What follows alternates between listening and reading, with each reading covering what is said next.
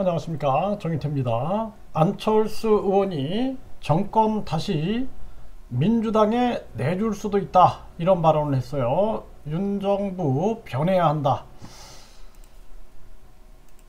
네, 안철수 정권 다시 민주당에 내줄 수도, 윤정부 변해야, 헤럴드 경제에서 이렇게 보도를 하고 있고요. 네, 윤정부 변하지 않으면 총선 승리 없다. 네, 안철수 이렇게 얘기를 했습니다.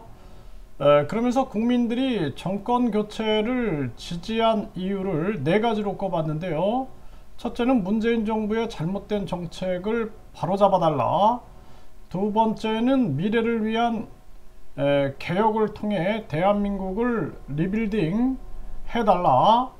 네, 셋째로는 말 잘 듣는 사람만 중용하지 말고 일 잘하는 최고 인재를 등용해달라. 넷째는 극단적 진영으로 갈라친 대한민국을 통합시켜달라. 이러한 국민들의 요구였다. 네, 이렇게 안철수 의원은 얘기를 한 겁니다. 그런데 지금 첫 번째 기대에는 부응하고 있지만 나머지들은 미흡한 것이 사실이다. 네, 그로 인해 실망으로 기대를 접은 분도 많다. 이렇게 평가절하를 했다라는 것입니다.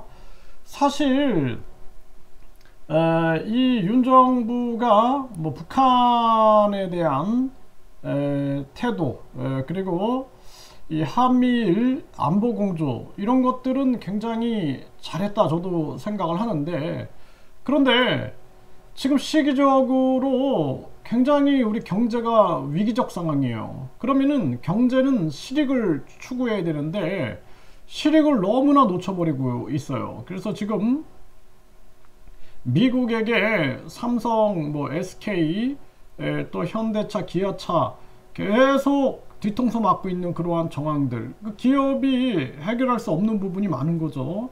이런 부분에서도 그냥 안보라는 그러한 굴레에서 경제까지도 그냥 끌려가 버리는 그러한 상황이 있는데, 이거는 굉장히 안타까운 측면이다. 아주 답답한 지경이고, 우리나라 경제가 지금 완전히 무너져 있는데 여기에 대해서 무대책이다라는 거죠. 무대책.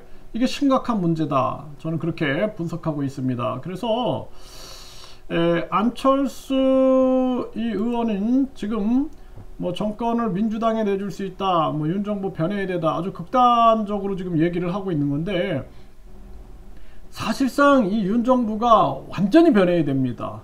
처음에는 국민이 주인인 세상을 열겠다, 이런 얘기를 해가지고 뭐 국민 소환제, 대통령이 국민 소환제도 외칠 수 있겠구나, 심지어는 대통령 국민 소환제도 외칠 수 있겠구나, 국회 해산 국민투표제, 국민투표 시민발언제 가능할 수 있겠구나 했는데 전혀 그런 언급도 없고 완전히 그냥 윤석열과 윤핵 간의 나라를 만들려고 하는 것이 아니냐.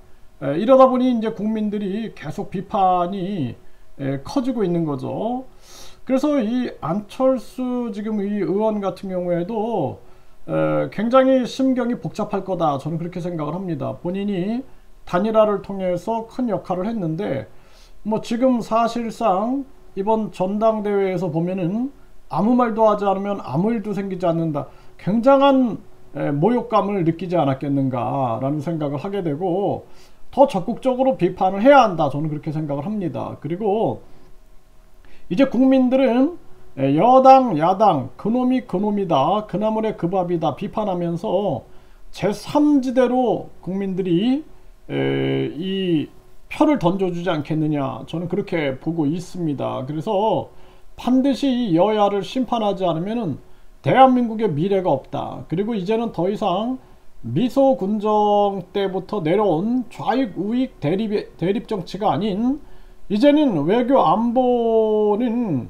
균형 잡힌 외교 안보, 국익 중심의 균형 잡힌 외교 안보를 전개하고, 그리고 가장 중요한 것은 우리 국민들의 삶, 민생에 주력하는 그러한 정당 아니면 안 된다, 저는 그렇게 말씀을 드립니다.